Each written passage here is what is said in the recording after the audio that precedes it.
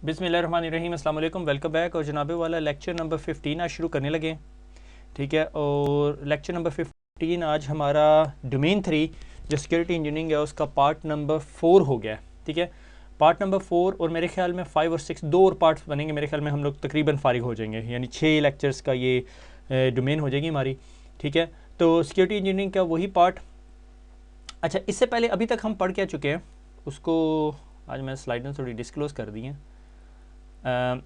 तो security engineering life cycle हम पढ़ चुके हैं, फ्रेमवर्क्स पढ़ चुके हैं, ये सारे कंपोनेंट्स टुगेदर किस तरह होते हैं, सेप्सा और जैकमैन और ठोगैफ, सारे फ्रेमवर्क्स को देख लिया हमने क्विकली, ठीक है। आज हम जो उनसे है कैप्चरिंग एंड एनालाइजिंग रिक्वायरमेंट देखेंगे और creating and documenting security architecture देखेंगे, फिर इंफॉर्मेशन सिक्योरिटी एवेल्यूएशन मॉडल देखेंगे, प्रोडक्ट एवेल्यूएशन मॉडल देखेंगे, कॉमन फॉर्मल, और फिर इसको ऑलमोस्ट यहाँ पे टीसी सेक, आईटी सेक और टीसी सेक को पढ़ने के बाद कॉमन क्राइटेरिया पे छोड़ देंगे, क्योंकि कॉमन क्राइटेरिया हमने हल्का सा टच किया था मगर फिर हमने बिल्कुल उसको टच करके हमें बड़ी गर्मी मिर्चें सी लगी थी, फिर हमने छोड़ दिया था उसे।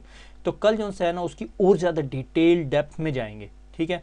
हालांकि आपकी बुक में इतनी डिटेल नहीं हुई मगर वो मुझे तसल्ली सी नहीं होगी जब तक मैं पढ़ाऊँगा नहीं, तो वो पढ़ेंगे, देखेंगे जब मैं स्लाइड बनानी शुरू करूँगा। फिर उसके बाद कल जो सा है अगले लेक्चर के अंदर फिर हम लोग और फर्दर ये एक्सेस कंट्रोल मैकेनिज़म्स कंप्लीट कर लेंगे और उसके बाद फिर एक लेक्चर इंशाल्लाह जो सा है हमारा सारा सिस्टम ख़त्म हो जाएगा, ठीक है।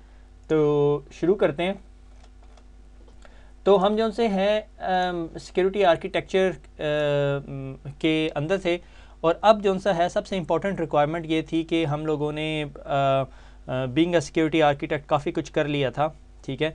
तो एक जो इम्पोर्टेंट काम सिक्योरिटी आर्किटेक्ट के ज़िम्मे होता है वो होता है जनाबे वाला capturing and analysing the requirement, ठीक है।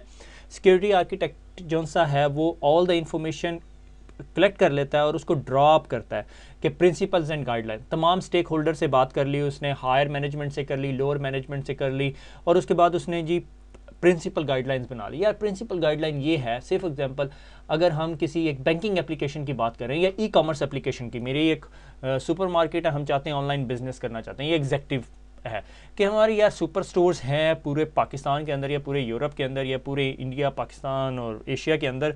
तो अब मेरी रिक्वायरमेंट ये है कि अब हम ऑनलाइन भी सर्विसेज शुरू करें। और अच्छा, अब एग्जेक्टिव रिक्वायरमेंट ये होगी, ठीक है। अब थोड़े से हायर लेवल एग्जेक्टिव रिक्वायरमेंट क्या होगी कि यार हमने फिर क्रेडिट कार्ड इन्फॉर्मेशन भी लेनी है, पर्सनल आइडेंटिफाइबल इन्फॉर्मेशन भी कलेक्ट करनी है। देखें हमारे इस मुल्कों के अंदर कोई लेजिस्लेशन तो नहीं है, अगर लेजिस्लेशन तो गाइडलाइंस क्या है। तो मेन गाइडलाइन ये होगी कि हमने जी ऑनलाइन ट्रांजेक्शन करनी है और ये वो। फिर उसके बाद हमने दो किस्म की रिक्वायरमेंट्स निकालनी है। Functional requirement what addresses what design must do to accomplish, ठीक है, कि वो क्या कुछ करे, ठीक है, कि यूज़र जाए वहाँ पे सर्च करे, एप्लीकेशंस करे। ये ना हो कि एक बंदे की बकेट दूसरे के साथ मर्ज हो जाए, आइसोलेशन रखें, डेटाबेस में क्या क्या इन्फॉर्मेशन सेव करनी है, नेक्स्ट टाइम यूज़र लॉगिन हो तो उसे क्या क्या दिखाएं, क्योंकि लास्ट टाइम उसने बनाना बाय किया तो उसने हमेशा बनाना दिखाएं।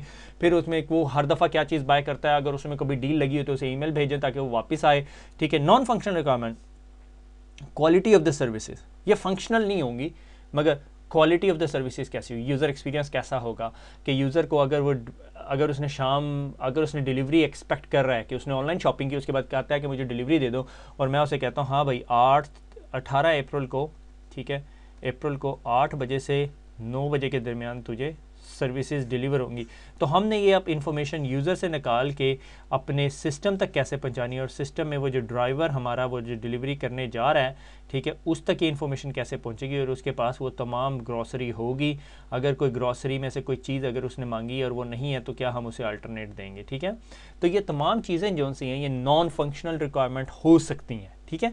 और फंक्शनल रिक्वायरमेंट वो सिस्टम कैसे काम करेगा। तो ये सिक्योरिटी आर्किटेक्ट जो सा होगा, जो एंटरप्राइज सिक्योरिटी आर्किटेक्ट होगा वो सिर्फ सिक्योरिटी के प्रोस्पेक्ट से देख रहा होगा। जो एंटरप्राइज आर्किटेक्ट होगा वो कुछ और काम भी कर रहा होगा, मगर एंटरप्राइज सिक्योरिटी आर्किटेक्ट उसने सिक्योरिटी आर्किटेक्चर डिफाइन करना होगा कि इन्फॉर्मेशन कैसे होगी, कहाँ कहाँ हम कैप्चर करेंगे, हम ये जो PCI लेवल की जो इन्फॉर्मेशन है वो थर्ड पार्टी को ऑफलोड कर देंगे या हम खुद मेंटेन करेंगे। अगर हमने वर्ल्ड पे वगैरह से किसी थर्ड पार्टी से वेरिफिकेशन ऑफ डाटा करनी तो वो कैसे करेंगे, ठीक है। ये तमाम चीज़ें जो सी हैं ये एनालिसिस या कैप्चरिंग ऑफ डाटा के अंदर आ जाती हैं। अच्छा, अब उसके बाद जब ये सारा काम कर लिया उसने, एग्जेक्टिव मीटिंग भी कर ली, प्रिंसिपल गाइडलाइन भी बना ली, डिटेल रिक्वायरमेंट भी डिफाइन कर ली, अब क्या करेगा, अब डॉक्यूमेंटेशन ऑफ सिक्योरिटी आर्किटेक्चर, तो सिक्योरिटी आर्किटेक्चर की डॉक्यूमेंटेशन करेगा, ठीक है। डिफरेंट डिलीवरेबल होंगे, ठीक है। अब सिक्योरिटी आर्किटेक्चर जब डॉक्यूमेंट करेगा तो उसमें टेक्निकल स्पेसिफिकेशन होगी, पहले एक एग्जेक्टिव हाई लेवल समरी होगी, फिर टेक्निकल स्पेसिफिकेशन होगा, मॉडलिंग डॉक्यूमेंट होगा, प्रेजेंटेशन होगी, एग्जेक्टिव समरी होगी, सारा कुछ होगा, ठीक है। तो वो एक डॉक्यूमेंट भी हो सकता है, 10 डॉक्यूमेंट भी हो सकते हैं, 15 डॉक्यूमेंट्स भी हो सकते हैं, that is called security architecture से। फॉर एग्जाम्पल वो कहता है हाँ भाई सिस्को की ASA लगाएंगे और जो हमारे जो ये तमाम वेब सर्विसेज हैं ये हम अमेज़ॉन वेब सर्विसेज पे रख देंगे, ये AWS पे रख देंगे, और AWS के ऊपर जो है क्लाउड के अंदर हमारे सर्वर पड़े होंगे। अगर हमारा लोड बढ़ता है तो हम मल्टीपल सर्वर्स लगा देंगे, ठीक है, स्पिन अप कर देंगे, और उसके आगे हम लोग WAF लगा देंगे प्रोटेक्शन के लिए, और पीछे जो सा है बैक एंड पे जो सा है वो DBS सिस्टम जो भी हमने रखना होगा, और ये पूरे का पूरा सिस्टम बैकअप करेंगे हम S3 के अंदर, और S3 पे अगर 1 साल से ऊपर पड़ा रहेगा तो फिर हम ग्लेशियर में डाल देंगे, ठीक है। ये अब सिक्योरिटी आर्किटेक्ट को इन तमाम चीज़ों का अंदाज़ा होना चाहिए। वो खुद नहीं कर रहा होगा मगर वो सिक्योरिटी एक्सपर्ट होगा इन तमाम चीज़ों का कि आर्किटेक्चर डिज़ाइन कैसे होता है, ठीक है। अच्छा, अब उसके बाद उसने ना बहुत सारे डॉक्यूमेंट्स बनाने होंगे, ठीक है। तो इसके लिए एक सेप्सा का ही स्टैंडर्ड है, ये सेप्सा का काफ़ी बड़ा फ्रेमवर्क बनता है, मगर हमने ये जो है 6 या 6 पॉइंट्स बनते हैं। Contextual security architecture, the business view, asset to be protected in the context, कि कौन कौन से एसेट्स को हमने प्रोटेक्ट करना है। हमारा कस्टमर सबसे बड़ा एसेट है और उसकी इन्फॉर्मेशन सबसे बड़ी इन्फॉर्मेशन, अगर उसकी इन्फॉर्मेशन कहीं और लीक होगी तो न्यूज़ बन जाएगी हमारे लिए, ठीक है। वही हम सुपर मार्केट स्टोर वाली स्टोरी चला रहे हैं अभी तक, ठीक है। कंसेप्चुअल सिक्योरिटी आर्किटेक्चर कि आर्किटेक्ट्स का overview, high level view of services to protect the architect. वो जो थ्रेट मॉडलिंग हम कर रहे थे जब हमने शुरू में से CISSP की फर्स्ट डोमेन में भी हल्का सा, फर्स्ट या सेकंड डोमेन में एसेट सिक्योरिटी के अंदर मेरे ख्याल में हमने डिस्कस किया था थ्रेट मॉडलिंग को। फिर लॉजिकल सिक्योरिटी आर्किटेक्चर, ये एक्चुअली सिक्योरिटी आर्किटेक्चर तो हमने अपनी तरफ से डाला हुआ है ना, ये सबसे तो एंटरप्राइज आर्किटेक्चर है, हम इससे सिक्योरिटी आर्किटेक्चर कर रहे हैं। Logical, the designers overview, node level view of the services, showing how services will be developed, how they relate to each other at a higher level, ठीक है। फिर उसके बाद फिजिकल, ये आप जो see detail node level view हो गया, कौन सा कंपोनेंट कहाँ से कनेक्ट होगा, क्या क्या सर्विसेज कहाँ पे लगी होंगी, बहुत फिजिकल डिटेल होगी, ठीक है। फिर component, tradesman's view, component view, individual security services की कहाँ पे डिजिटल सर्टिफिकेट होगा, कौन से लेवल की इंक्रिप्शन यूज़ होगी। फिर ऑपरेशनल व्यू कि ऑपरेट कैसे हो रहा होगा, कहाँ से डाटा कहाँ फ्लो होगा, कहाँ सेव होगा, इतने अरसे के बाद यहाँ स्क्रिप्ट चलेगा, ये बैकअप करेगा, हम बैकअप वेरीफाई करेंगे। ये सारा चीज़ें जो सी अब डॉक्यूमेंटेड फॉर्मेट में आ गई, ये आपका एंटरप्राइज सिक्योरिटी डॉक्यूमेंट हो जाता है। जब भी कल को आपने कोई भी काम करना होता है तो आप वो जो एंटरप्राइज सिक्योरिटी डॉक्यूमेंट है वो खोल के देखते हो।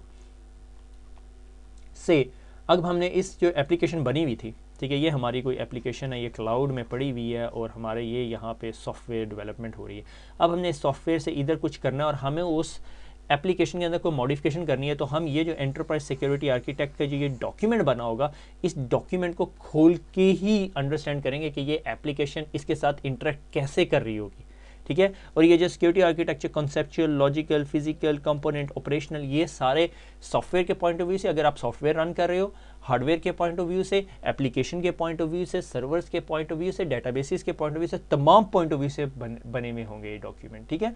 अगर आपने फायरवॉल में चेंज करनी होगी तो ये आपको इस डॉक्यूमेंट से रेफर करना पड़ेगा कि ये इस फायरवॉल के मुताबिक इस सिस्टम को इंटरनल सिस्टम से कम्युनिकेट करने के लिए कौन सी पोर्ट्स ओपन करनी होंगी, ठीक है। ये तमाम चीज़ें जो होती हैं सिक्योरिटी आर्किटेक्चर डॉक्यूमेंट में पड़ी होंगी, ये सारी चीज़ें अगर नहीं होंगी तो इसका मतलब सिक्योरिटी आर्किटेक्चर डॉक्यूमेंट कंप्लीट नहीं है। अब से फॉर एग्जांपल अगर मैं एक बैंक की बात लेता हूँ तो बैंक के अंदर एक बड़ा सिक्योरिटी आर्किटेक्चर डॉक्यूमेंट होता है, उसको वो रेफर कर रहे होते हैं हर चीज़ के अंदर, ठीक है। ये सिक्योरिटी पॉलिसी नहीं है, सिक्योरिटी पॉलिसी डिटेल डायग्राम नहीं है, उसके अंदर ब्लॉक डायग्राम नहीं है, उसके अंदर कोई चीज़ नहीं है। अगर कोई चेंजेस करनी, ये नहीं मैं कह रहा कि सिक्योरिटी आर्किटेक्चर डॉक्यूमेंट के अंदर चेंजेस नहीं हो सकती, मगर वो कोई और कर सकता है। ये आपका नेटवर्क इंजीनियर, सिक्योरिटी इंजीनियर नहीं कर सकता, मगर सिक्योरिटी इंजीनियर को पता होना चाहिए कि मेरा सिक्योरिटी आर्किटेक्चर डॉक्यूमेंट क्या कहता है, कैसे कॉन्फ़िगर हुआ है, ठीक है।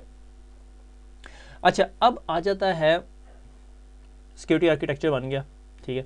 अब evaluate the security architecture that has effectively addressed the document requirement, ठीक है, कि सिक्योरिटी आर्किटेक्चर तो बन गया है, उसको इफेक्टिवली एड्रेस कैसे किया। उसने एड्रेस किया कि भाई तमाम सिक्योरिटी रिक्वायरमेंट्स एवेल्यूएशन हो गई हैं कि भाई आर्किटेक्चर डॉक्यूमेंट वैलिड है या नहीं। उसके बारे में हमने थोड़े अर्से पहले भी डिटेल में पढ़े थे, हमने सेप्सा फ्रेमवर्क्स और ये सारा कुछ।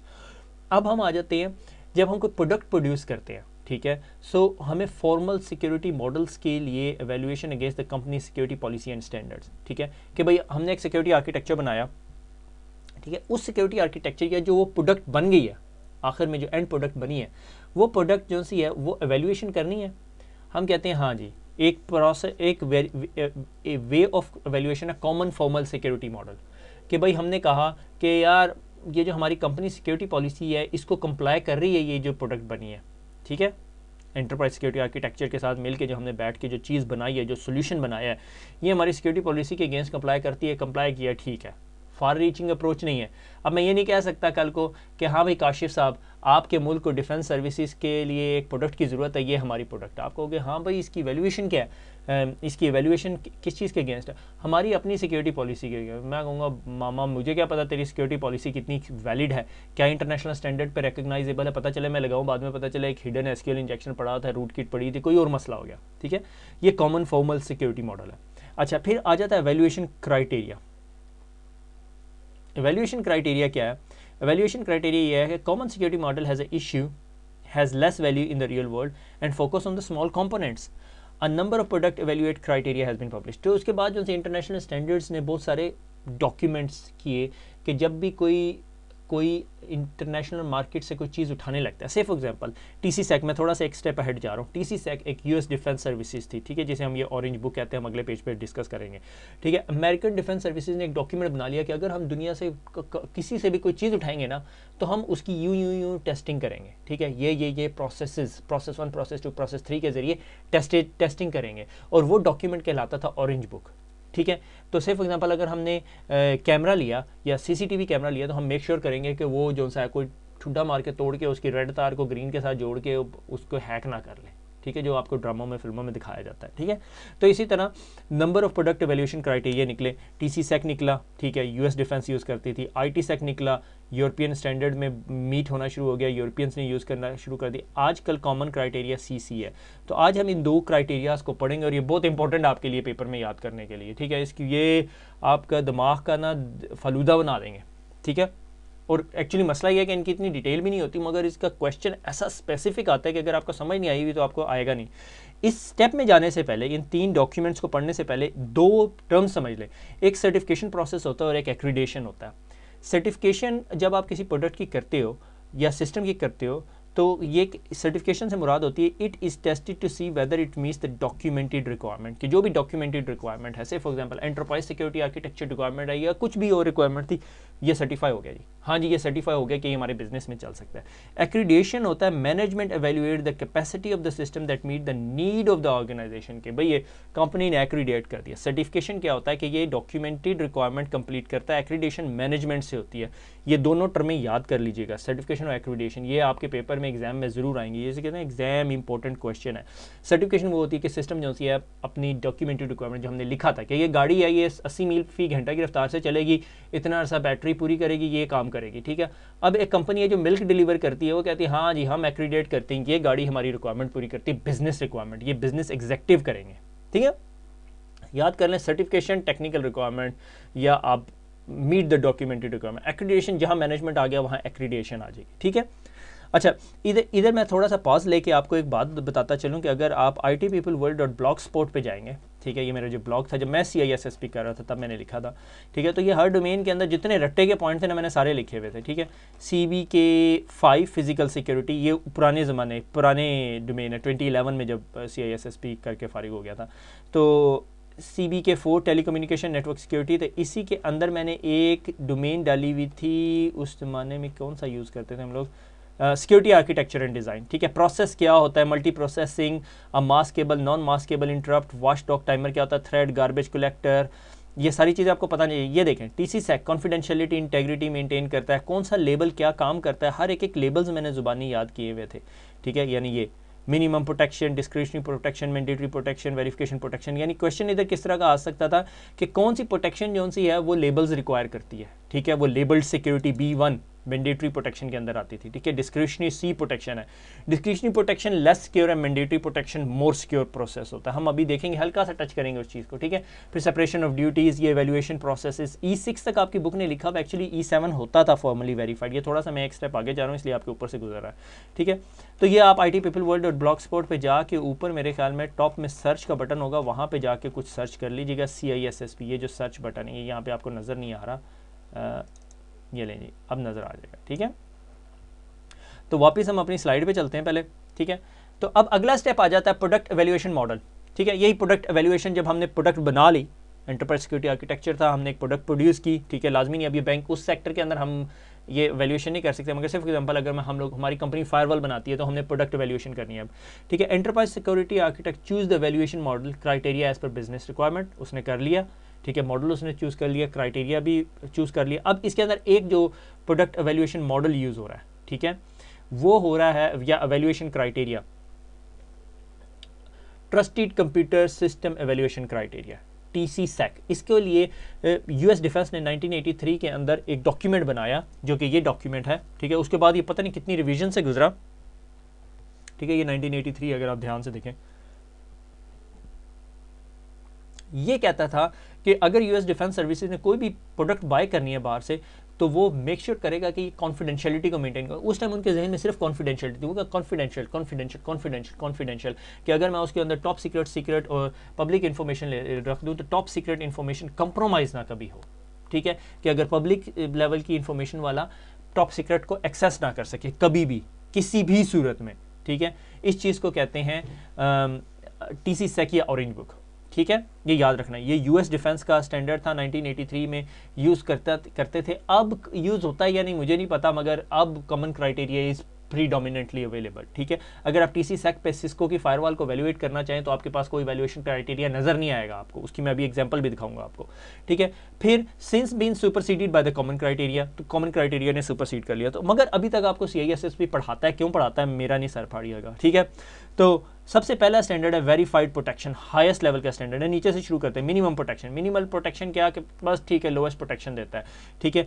डिस्क्रिशनरी प्रोटेक्शन, डिस्क्रिशनरी कंट्रोल है। मैंडेटरी एक्सेस कंट्रोल और डिस्क्रिशनरी कंट्रोल के बारे में मैंने बताया था, मैंने यहाँ पे लिखे भी हुए हैं कि डिस्क्रिशनरी कंट्रोल वो होता है कि जिसमें owner of the object specify which subject can have an access to the object. Say for example Kashif ने एक फोल्डर बनाया और मैं कहता हूँ इस फोल्डर पे सिर्फ एडमिन यूजर्स को एक्सेस है, ठीक है, तो इस चीज़ को हम डिस्क्रिशनरी एक्सेस कंट्रोल कह रहे हैं। अब इधर आप समझ रहे होंगे कि आपका विंडोज़ का जो सिस्टम है वो आपका डिस्क्रिशनरी एक्सेस कंट्रोल है। अब यहाँ पे आपको एक बात पता चल रही होगी कि विंडोज़ का जो सिस्टम है वो इस लेवल से ऊपर वेरिफिकेशन नहीं कर सकता। सो अगर TCSAC की रिक्वायरमेंट है या किसी डिफेंस सर्विसेज की रिक्वायरमेंट है, मुझे जी B3 सिस्टम चाहिए, ठीक है, तो आप विंडोज सिस्टम डिप्लॉय नहीं कर सकते। तो उसके लिए आपको क्या करना होगा, mandatory access control based upon the security level, top secret और जो भी मिलिट्री के जो स्टैंडर्ड्स हैं, ठीक है। पब्लिक नहीं होता, पब्लिक उसके होता है, कंपनी सीक्रेट्स वगैरह के होता है, पब्लिक डोमेन्स के होते हैं। ये डिफेंस सर्विसेज के लेबल इस टाइम मुझे याद नहीं आ रहा, टॉप सीक्रेट होता है, सीक्रेट होता है,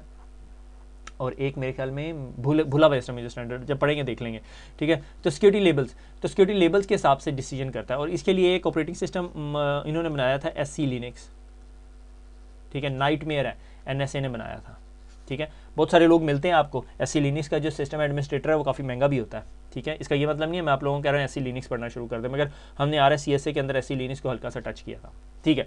तो ये हो गया जी डिस्क्रिशनरी एक्सेस कंट्रोल कि controlled access protection, discretionary security protection लगी हुई है उसके अंदर, यानी इसके आगे फिर बड़ी डिटेल लिखी हुई है, ठीक है। फिर उसके बाद आ जाता है मैंडेटरी प्रोटेक्शन। मैंडेटरी में सबसे लेवल है लेबल्ड सिक्योरिटी प्रोटेक्शन के, लेबल लगे हुए हैं हर प्रोडक्ट के ऊपर, हर डाटा के ऊपर, ऑब्जेक्ट के ऊपर, सब्जेक्ट के ऊपर, सारी चीज़ों के ऊपर, ऑब्जेक्ट और सब्जेक्ट के ऊपर लेबल्स लगे हुए हैं, ठीक है। फिर स्ट्रक्चर्ड प्रोटेक्शन है, ठीक है। अब ये यहाँ पर अब आप सारी चीज़ें मैच हो रही हैं आपकी, किस तरह मैच होती हैं मैं आपको बताता हूँ। State machine model, Bell LaPadula model, TCSAC, और इसके सारे के ऊपर कौन सा है जी, मैंडेटरी एक्सेस कंट्रोल। समझ आ गई, state machine model, layered lattice model, Bell LaPadula model हम यूज़ कर रहे हैं, फिर TCSAC करेंगे, और मैक, ये सारी चीज़ें एक ही कैटेगरी के अंदर अब फिलअप हो रही है कि हम अगर एक सिस्टम बना रहे हैं और वो स्टेट मशीन मॉडल है और उसको हम एवेल्यूएशन जब हम करेंगे तो हम TCSAC के मुताबिक करेंगे, और बेल लैपाडूला क्योंकि हमारी सबसे बड़ा फोकस जो है कॉन्फिडेंशियलिटी है, क्योंकि बेल लैपाडूला कॉन्फिडेंशियलिटी की बात करता है, TCSAC और स्टेट मशीन मॉडल, ठीक है ना। अब ये बात समझ आ रही है। अब फ्लो लेयर्ड मॉडल भी इसके अंदर डाला जा सकता है, ये सारी चीज़ें अब कंबाइन होंगी। अनफॉर्चुनेटली CISSP पढ़ने के बाद आपको ये समझ नहीं आती कि ये चीज़ें कहाँ कहाँ मैच होंगी, अनटिल अनलेस आप मार्केट में जाके इन चीज़ों के ऊपर काम करें, ठीक है। प्रैक्टिकल एग्जाम्पल भी दिखाऊंगा अभी आपको। अब TCSAC ही चल रहा है अभी, TCSAC trusted computer security system evaluation criteria. TCSAC के अंदर एक टर्म यूज होती है ट्रस्टेड कंप्यूटर बेस, ठीक है, one of the main term in the orange book, trusted computer base क्या होती है? कोई भी जो प्रोडक्ट जो आप बना रहे हो जो कंसिस्ट करती है हार्डवेयर, सॉफ्टवेयर और फर्मवेयर पे, और उसके ऊपर बेसिक सिक्योरिटी कंट्रोल आप लगाते हो, उसको कहते हो ट्रस्टेड कंप्यूटर बेस। ठीक है, basic control of any system to be secure, fundamental for security, कि ये टीसीबी है, ये जो बेस है ये फंडामेंटली सिक्योर होनी चाहिए। ठीक है, इसमें रिंग लेयर्स होनी चाहिए, जो भी ड्रामेबाजी है।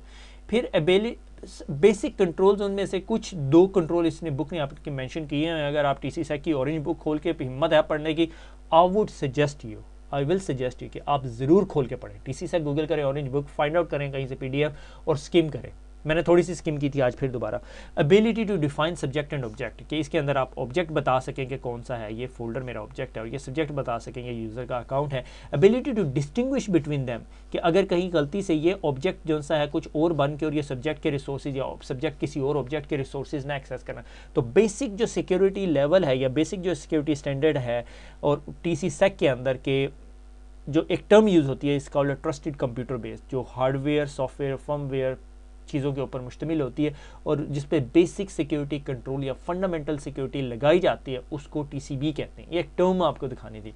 ठीक है, discretionary access control, mandatory access control हम डिस्कस कर चुके हैं।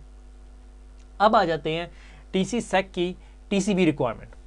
ठीक है, ये जो आपने प्रोडक्ट बनाई है हमने, उसकी रिक्वायरमेंट्स। ठीक है, ये जो प्रोडक्ट बना रहे हैं। ठीक है, number D, evaluated but does not meet the security requirement, जिस तरह अब हम यहाँ पे ये पढ़ रहे थे, मिनिमम रिक्वायरमेंट। ठीक है, तो उसके बाद आ जाता है C, discretionary security protection, basic discretionary access control लगा हुआ है। ठीक है, कंट्रोल्ड एक्सेस प्रोटेक्शन, ये आप लोगों को पता होना चाहिए।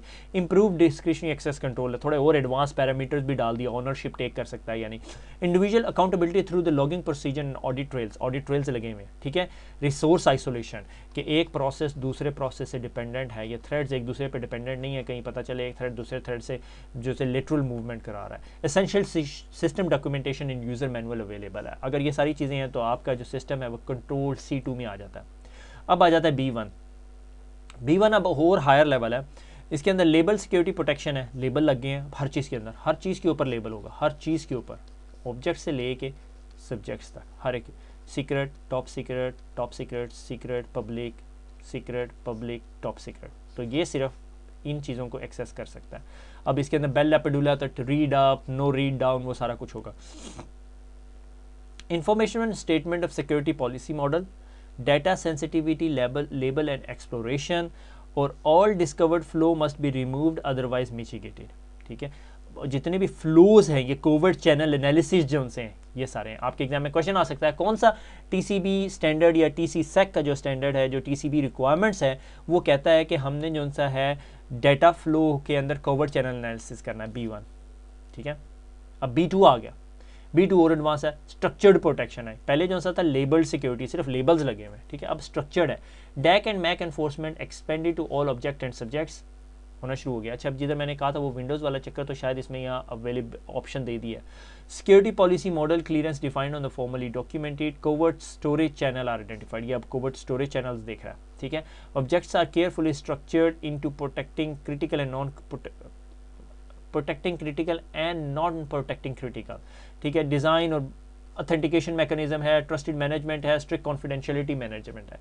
आई वुड आइडली से जब आप CISSP की तैयारी करते हैं सबसे बड़ी टेंशन क्या होती है, SSL कौन सी लेयर पे काम कर रहा है, तो कोवर्ट चैनल कहाँ पे। अब B1 के अंदर भी आपको कोवर्ट चैनल के discovering the flaws must be removed और अदरवाइज मिटिगेटेड, ये नीचे आ रहा है, आप देख नहीं सकते unfortunately.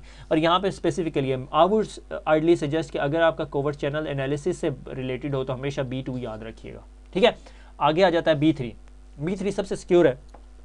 Security domain can satisfy the reference monitor requirement, जो भी रेफरेंस मॉनिटर आपने डिफाइन किए हैं कि क्या क्या चीज़ें होनी चाहिए, क्या स्टैंडर्ड रिक्वायरमेंट है, सारी कंप्लीट करे। ठीक है, covert timing channel are identified and analyse, कि कोई कोवर्ट चैनल जो रोज़ाना रात के 8 बजे डाटा ट्रांसफ़र करता है या और टाइमिंग चैनल से रिलेटेड कोई और फर्दर इन्फॉर्मेशन है तो वो आप डिस्कस कर। कोवर्ट टाइमिंग यहाँ पर आ गया B3, याद रखिएगा। ठीक है, अब मुझे यूँ लग रहा है कि मैं आपको ना वो जो टिपिकल जो स्टाइल ऑफ पढ़ाने का है ना, जिससे मैं बहुत हेट करता हूँ कि वो रट्टा मरवाने वाला, वो करवाने लगा हूँ। अनफॉर्चुनेटली ये स्टैंडर्ड अब मैं आपको प्रैक्टिकल करके नहीं दिखा सकता। ठीक है, तो audit all the security relevant events, automated imminent intrusion detection notification response. अब आपको अंदाजा हो रहा है यार ये चीज़ें बहुत एडवांस होती जा रही हैं। अब we are talking seriously about the security. अच्छा, यही अब आ जाता है आपका लास्ट स्टैंडर्ड जिसे हम कहते हैं A1। ठीक है, A1 से ऊपर नहीं है। Verified design functionally identical to B3 but more formal design and verification. इसके डिज़ाइन में और मजीद डिटेल फर्दर वेटिंग आ जाती है तो ये A1 स्टैंडर्ड हो जाते हैं। ठीक है, अब इससे आगे चलते हैं। ठीक है, अभी हमने TC SEC पढ़ लिया। अब TC SEC का सबसे बड़ा मसला, सबसे बड़ी लिमिटेशन थी वो सिर्फ कॉन्फिडेंशियलिटी की बात करता था। जब हम लोगों ने अब 1990s के अंदर आके कॉन्फिडेंशियलिटी के साथ इंटेग्रिटी को भी मेंटेन करना शुरू कर दिया और फिर अवेलेबिलिटी भी आ गई, तो जो TC SEC है वो थोड़ा पुराना स्टैंडर्ड हो गया। ये जो स्टैंडर्ड था IT SEC, ये बहुत वाइडली एक्सेप्टेबल नहीं था outside the US। International standard maintain नहीं करते थे, मगर कॉन्फिडेंशियलिटी इंटेग्रिटी अवेलेबिलिटी को मेंटेन करता था। फिर इसके अंदर यूरोपियंस ने कुछ और मॉडिफिकेशंस की। BSI के वेबसाइट के ऊपर, BSI जो ब्रिटिश स्टैंडर्ड इंस्टीट्यूट है उसकी वेबसाइट के ऊपर IT SEC गूगल कीजिएगा, आपको मिलेगा एक डच के अंदर डॉक्यूमेंट, वो इंग्लिश में ट्रांसलेट हुआ है, वो पढ़ लीजिएगा। तो वो IT SEC का थोड़ा सा वेरिएशन वर्जन है। ठीक है, तो अब इसके अंदर होता क्या है, customer define the security target जिसे हम ST कहते हैं, और vendor develop the product the target of evaluation जिसे हम TOE कहते हैं। ठीक है, फिर अब असाइनमेंट ऑफ एश्योरेंस लेवल, फिर हम कहते हैं कि हाँ अब हम एश्योर्ड हैं कि assurance level of the confidence that the evaluator has on the product. C मैंने टारगेट डिफाइन कर दिया, ये बंदा गया, इसने टारगेट के हिसाब से एक प्रोडक्ट बना दी। ठीक है, ये प्रोडक्ट बन गई। ठीक है, ये पहिए भी लग गए इसको। ठीक है, और इसके साथ 2 टीने भी लगे हुए। अब जो एवेल्यूएटर है वो इसको देख के कहता है कि ये E1 है, E2 है, E3 है, कि मेरे कितना कॉन्फिडेंट हूँ कि ये एवेल्यूएशन जो सी है ये मीट करता है। That is called assurance level of a confidence that evaluator has on the product. अब ये डॉक्यूमेंट जो सा है ना, ये IT SEC का डॉक्यूमेंट, जो वो ब्रिटिश स्टैंडर्ड डॉक्यूमेंट की मैं बात कर रहा था उसी का है। ठीक है, ये आपके स्टैंडर्ड्स हैं E1, E2, E3, E4, E5 और E6। ठीक है, अभी अगले पेज के ऊपर मैं थोड़ी डिटेल में जाऊंगा। ठीक है, ये आपकी बुक से लिया हुआ है। ठीक है, security target provided, security target दिया हुआ है। Information architecture description, information architecture description भी है। ऑप्शनल एविडेंस ऑफ टेस्टिंग, और आपके पास थोड़ा सा अंदाजे प्रूफ भी है कि यार टेस्टिंग भी हुई है। ठीक है, उसके बाद इस E2 स्टैंडर्ड, जो डिवाइस आपकी E2 स्टैंडर्ड या जो प्रोडक्ट आपकी E2 स्टैंडर्ड मीट करती है, एवेल्यूएशन आपकी हुई हुई है जी, ये मैंने प्रोडक्ट बनाई हुई है और ये E2 कैपेबल है। इनफॉर्मल डिटेल डिज़ाइन भी है उसके अंदर। पहले के अंदर E1 में डिटेल डिज़ाइन नहीं था। एविडेंस ऑफ फंक्शनल टेस्टिंग, ये क्वालिटी एश्योरेंस टेस्टिंग हो सकती है, कुछ भी हो सकता है। फंक्शनैलिटी टेस्टिंग की हुई आप लोगों ने कि ये फंक्शनल टेस्टिंग है। ठीक है ना। अच्छा, उसके बाद E3 आ जाता है। अब E3 के अंदर सोर्स कोड, हार्डवेयर ड्राइंग भी पड़ी हुई है आपके पास। एविडेंस ऑफ मैकेनिज्म टेस्टिंग भी है। मैकेनिज्म जो यूज़ हो रहा है उसकी भी टेस्टिंग है। अब इसके अंदर आके सेमी फॉर्मल फंक्शनल स्पेसिफिकेशन है। ठीक है, जो आपने ये ST डिफाइन की है और TOE है, ये दोनों कंपेयर होंगे कि इसके अंदर सेमी फॉर्मल फंक्शनल स्पेसिफिकेशन है कि मुझे ये स्पेसिफिक फंक्शन चाहिए। अंडरलाइंग सिक्योरिटी पॉलिसी मॉडल भी डिफाइन हुआ हुआ है। सेमी फॉर्मल आर्किटेक्चर डिस्क्रिप्शन भी है। सेमी फॉर्मल नहीं, इनफॉर्मल और इनफॉर्मल नहीं है, सेमी फॉर्मल डिटेल डिज़ाइन भी है। ठीक है, अब E5 के अंदर जब आप चले जाएंगे, ज़ाहिर है अगर ये चीज़ें ऑलरेडी, ये जो फीचर सेट ऊपर से आ रहे हैं ये तो ऑलरेडी मेंटेन कर रही है। ठीक है, फिर उसके बाद E5 के अंदर ये सारी चीज़ें तो हैं, मगर इसके साथ correspond closely to the design, कि जो इम्प्लीमेंटेशन है वो डिज़ाइन जो हमने डिफ़ाइन किया था आर्किटेक्चर के अंदर, डिज़ाइन और सेमी फॉर्मल डिटेल डिज़ाइन है, ये दोनों मिलते हैं आपस में। ठीक है, और उसके बाद फॉर्मल स्पेसिफिकेशन ऑफ फंक्शंस भी आ गया, वो सेमी फॉर्मल थे। फॉर्मल आर्किटेक्चर डिज़ाइन भी है और corresponding closure to the design और सारा कुछ। अब E6 के अंदर सारा कुछ फॉर्मल हो जाता, E7 के अंदर सारा कुछ फॉर्मल हो जाता है, मगर मुझे नहीं पता IT SEC के डॉक्यूमेंट में और न्यू CISS में E7 नहीं डाला हुआ। ठीक है, आई होप कि वो निकल चुके होंगे और ये मैंने BSI के डॉक्यूमेंट से वेरीफाई भी कर लिया। ठीक है, अब ये जो से हैं ये पेज आपने खुद पढ़ना है। ठीक है, टारगेट ऑफ एवेल्यूएशन पता चल गया। ठीक है, कि भाई टारगेट ऑफ एवेल्यूएशन वो के जो आपने प्रोडक्ट बना ली। ठीक है, a security target of information architecture must be provided.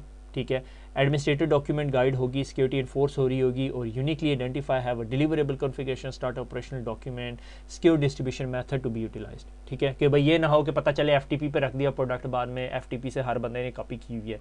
Penetration testing, search for the errors.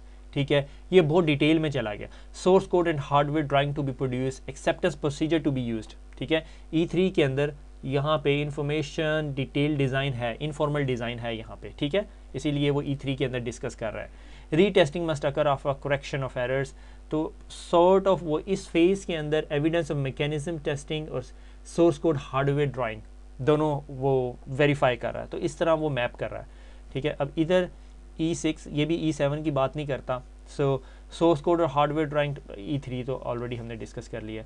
Formal model, semi formal specification, architecture design, formal description, different TOE configuration defined in term of formal architecture design. All tools subjects to be configuration control, subject to the configuration control कि configuration control हुआ हो कि अगर कोई configuration change करनी है तो change control mechanism जो भी होना है वो हो के हुआ। अच्छा, अब सवाल ये पैदा होता है कि यार ये प्रैक्टिकल कहाँ हो रहा है, क्या चीज़ होती है, दुनिया में हो क्या रहा है, असल क्राइटेरिया क्या। ये कॉमन क्राइटेरिया, ठीक है, ठीक है, और ये EAL3 के ऊपर गया हुआ। ये बाद में जब हम कॉमन क्राइटेरिया अगले लेक्चर में पढ़ेंगे तो हमें पता चल जाएगा। जब भी आपने कोई प्रोडक्ट बाय करनी है, ठीक है, तो आप जो उनसे हैं इन वेबसाइट्स पे जाते हैं और यहाँ से वेरीफाई करते हैं कि यार सिस्को के पास वो वैलिड सर्टिफिकेट है या नहीं, ठीक है। अब मुझे डिफेंस सेक्टर में काम करने का मौका नहीं मिला, मगर लिटरली जो कॉन्शियस डिफेंस सेक्टर में वो वेरीफाई करते हैं इन स्टैंडर्ड्स को, ठीक है। सो Cisco continues to be pursuing the complete common criteria certification, global standard which the security products are evaluated, recognized by 26 nations. Thus, the evaluation that is conducted in one country is recognized by other. Cisco is one of the global leader who conducted the common criteria support our global customers need configuration available upon request. ठीक है। अच्छा, इससे पहले Urdu IT academy के अंदर useful links के ऊपर जाके CISSP में मैंने लेटेस्ट डॉक्यूमेंट लिखा है सिस्को का, question and answer about the valuation. Make sure you guys read it before you leave this lecture, यानी ये लेक्चर खत्म करते साथ फ़ौरन पढ़िएगा ताकि आपको समझ आ जाए एवेल्यूएशन का मकसद क्या है, सर्टिफिकेशन क्या होती है, एक्रेडिटेशन क्या होती है, और फिर ये हमें ज़रूरत क्या है, ये फिप्स क्या है, और ये फिप्स तो कुछ ज़्यादा डिटेल में चला जाता है। अब सवाल ये पैदा होता है, आप जितनी ये प्रोडक्ट्स देखते हो आपको पता चल रहा है यार ये स्पेसिफिक प्रोडक्ट EAL4 पे है, EAL कॉमन क्राइटेरिया EAL4 पे है, ठीक है। अभी कॉमन क्राइटेरिया हमने पढ़ा नहीं है, आप ये समझ लो कि अभी कॉमन क्राइटेरिया से पहले यहाँ पे TC-SEC या IT-SEC यूज़ होता था, ठीक है। तो ये Cisco unified wireless network and wireless intrusion prevention system है, यानी ये जो आपका वायरलेस लैन कंट्रोलर है, और उसको EAL4+ पे एश्योरेंस लेवल दिया हुआ है, ठीक है। ये ऑस्ट्रेलियन गवर्नमेंट ने इसकी एवेल्यूएशन करवाई थी, ठीक है। टारगेट ऑफ एवेल्यूएशन, एग्जैक्ट वही टर्म यूज हो रही है, is a Cisco unified wireless and wireless intrusion prevention system, और उसके अंदर ये रिलीज है, और ये तमाम सिस्को की वो प्रोडक्ट्स हैं जो इस क्राइटेरिया के अंदर आती हैं, ठीक है। डाटा कॉन्फिडेंशियलिटी, अथेंटिकेशन और डाटा इंटेग्रिटी, ठीक है। और ये target has undergone the following changes through this assurance continuity process, तो अगर उसके अंदर चेंजेस हुई है, ठीक है। अगर आप सिक्योरिटी टारगेट पे क्लिक करते हो, ये स्पेसिफिक डेट आ जाती है, कब डेट को सर्टिफिकेशन कंट्री ऑस्ट्रेलिया 2012 को किया इन्होंने, सर्टिफिकेशन मेथड DCE, ये को होगा crypto valuation complete C customer guide, और ये PP कंप्लायंस हो रहा है US government wireless local blah blah, ठीक है। और ये सिस्को सिस्टम ग्लोबल, और अगर आपको इस वैल्यूएशन से कोई मसला है तो आप इंसाफ से बात कर सकते हो, और ये तमाम डॉक्यूमेंटेशन है। तो मैंने कहा यार ये डॉक्यूमेंट तो देखूं, डॉक्यूमेंट बहुत इंटरेस्टिंग है, वर्थ रीडिंग है कि ये बड़ा पेनफुल प्रोसेस से गुजरते हैं, ठीक है। हम लोग यहाँ बैठ के कह देते हैं यार ये क्या चीज़ है, अब समझ नहीं आती, ठीक है। The TOE identification authentication security function provide IA support of all the wireless client host, WPA2 appreciate की देता है, इंफॉर्मेशन फ्लो कंट्रोल करता है कि अगर इंफॉर्मेशन एक मिक्सअप तो नहीं हो रही, सेल्फ प्रोटेक्शन करता है कि प्रोटेक्शन है, TOE control action carries out by the user by controlling a user session and action carried out during the user session, तो सेशन को कंट्रोल मेंटेन करता है। इंट्रूजन प्रिवेंशन सिस्टम कैसे काम करता है, IT इन्वायरमेंट के पे डिपेंडेंसीज किस चीज़ पे हैं, तो डिपेंडेंसीज के अंदर वायरलेस क्लाइंट होस्ट पे डिपेंडेंट है, एडमिनिस्ट्रेटिव मैनेजमेंट होस्ट अगर आपने HTTPS रेडियस लगाया हुआ, सिस्को ACS और ISC के साथ लिंक्ड है, ठीक है। और इसके अंदर फिर सिजलॉग सर्वर्स हैं, फिर security functionality not included in TOE logical boundaries, ठीक है। कुछ चीज़ें जो सी हम लोगों ने बाउंड्री में नहीं थी, मगर अब क्या ये कवर करता है या नहीं तो वो डिफाइन किया हुआ है। TOE वैल्यूएशन कन्फिग्रेशन के आप लोगों ने इसको वैल्यूएट कैसे किया है, ठीक है। वो वैल्यूएशन कन्फिग्रेशन की जब हम बात कर रहे थे, ऑल APs आर CAP वेप एनेबल्ड, और RADIUS is used for authentication of wireless client, RADIUS is authentication authorization of controller administrator blah blah. Component communication method कौन कौन से थे, बिटवीन कंट्रोलर एंड ACS कैसे कम्युनिकेशन हुई थी, we can spend hours and hours in it, ठीक है ना। बहुत इंटरेस्टिंग डॉक्यूमेंट है and you should just skim through it. मैं ये नहीं कह रहा कि सारे का सारा पढ़ो, जहाँ थोड़ी सी समझ आती पढ़ लेना, ठीक है। कौन कौन सी कीज़ मैकेनिज्म किस किस तरीके से अटैक करके हमने इसको फाइंड आउट किया, इसका सिक्योरिटी डिज़ाइन डॉक्यूमेंट क्या था। ज़रा वो तो यहाँ से इसको नहीं दिखाएगी, मगर वो इसने बताया हुआ है कि हमने किया था ये है, ठीक है। एक्सीडेंट एडमिन एरर है तो उसके लिए क्या होगा, ये क्या इसके लिए टाइटल क्या दिया, threat assumption policy security objective mapping, ठीक है। वो ये नहीं दिखाएंगे कि मॉडल डिज़ाइन दे देंगे, मॉडल डिज़ाइन दे देंगे कोई और कॉपी मार लेगा उनका, ठीक है। तो वो तमाम अपने प्रोसीजर उन्होंने टेस्टिंग करके देखे हुए और उसके बाद नीचे सर्टिफिकेशन दी हुई है। ये certification process is not an easy thing, मगर इट्स इंटरेस्टिंग पार्ट, ठीक है। तो यहाँ से अब आपको ये अंदाज़ा हो गया कि ये जो TC SEC और IT SECs वगैरह हैं, ये एक स्टैंडर्ड्स हैं एवेल्यूएशन के लिए, ठीक है। कोई प्रोडक्ट बनाते हो आप, ठीक है। अब हुआ क्या, अब इस सारी स्टोरी को ना मैप करते हैं, ठीक है। एक्चुअली मुझे यहाँ पर एक स्लाइड होनी चाहिए थी, ठीक है। अब हुआ क्या कि enterprise life cycle using a security design principle, कि हमने जो सा है ना, हमारी कंपनी ने एक प्रोडक्ट बनानी थी, ठीक है। हमने कहा जी हमने एक जी कैमरा बनाना था, ठीक है, जो घर में CCTV का काम करता है, या बेबी मॉनिटर कैमरा बनाना था। अब हमने एक एंटरप्राइज सिक्योरिटी मॉडल हायर किया, उसने एक आर्किटेक्चर बनाया कि हम जब भी बनाएंगे तो हम हार्डवेयर के लिए ये करेंगे, इंक्रिप्शन यूज़ करेंगे, हम कंपनी के अंदर ये सिक्योरिटी कंट्रोल्स करेंगे ताकि कोई आके हमारे ब्लूप्रिंट को ख़राब ना कर सके, क्योंकि कोड है वो कैमरे का, स्पेशल कोड है, ठीक है। और उसके बाद हमने वो आर्किटेक्चर डिफ़ाइन कर दिया, आर्किटेक्चर डिज़ाइन हो गया, आर्किटेक्ट ने फिर वो जो प्रोडक्ट आखिर में end of the day product जो हमारी निकली, हमने उसकी वैल्यूएशन भी करवानी थी। तो हम वो वैल्यूएशन करवाने के लिए जब हम उस IT SEC, TC SEC या कॉमन क्राइटेरिया के पास गए, कॉमन क्राइटेरिया ने अब हमारी सर्टिफिकेशन की। जब हमें एंड पे सर्टिफिकेशन मिल गई, अब डिफेंस सर्विसेज अगर वो CCTV कैमरे को यूज़ करना चाहती है तो वो कहती है यार हमें एक ऐसा CCTV कैमरा चाहिए जो इतनी आसानी से टेम्पर ना हो सके, टेम्पर प्रूफ हो, उसके अंदर अवेलेबिलिटी ज़्यादा हो।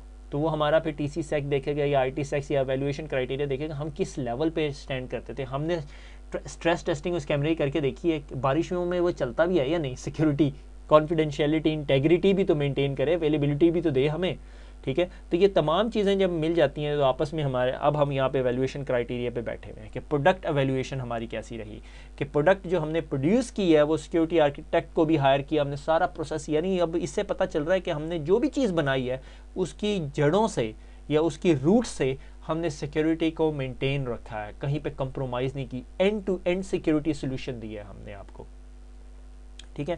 तो ऑलमोस्ट हमारा ये capturing and analysing the requirement भी हो गया, creating and documenting security architecture भी हो गया, इंफॉर्मेशन सिक्योरिटी एवेल्यूएशन मॉडल्स के अंदर कॉमन फॉर्मल सिक्योरिटी मॉडल्स तक हो गया। ये प्रोडक्ट एवेल्यूएशन मॉडल्स अभी हम पढ़ रहे हैं, ठीक है। कॉमन फॉर्मल सिक्योरिटी मॉडल तो यही था कि ये मॉडल हमारे सिक्योरिटी स्टैंडर्ड से मेंटेन करता है, ठीक है। तो अगले लेक्चर में मेरे ख्याल में हम कॉमन क्राइटेरिया देखेंगे और industry and international security implementation guideline के ISO 27001 कॉबिट, उस पर मैं सिर्फ स्किम थ्रू करूँगा। ISO 27001 पे वो जो 12-13 मेरे ख्याल में 2013 के स्टैंडर्ड्स हैं उनको हल्का सा टच करेंगे, PCI DSS के 1-2 क्राइटेरियाज को देखेंगे ताकि हमें अंदाज़ा हो जाए कि ये क्या है, ठीक है। और उसके बाद फिर security capability, information system, access control mechanism और मेमोरी को सिक्योर करने के क्या क्या तरीके हैं। फिर उसके बाद ये थोड़ा सा इंटरेस्टिंग पार्ट है, ये देखेंगे अगले लेक्चर में हो सके या उससे अगले लेक्चर में हो सके। तो खुश रहें, दुआ में याद रखिएगा, फिर मुलाकात होगी। अल्लाह हाफिज़।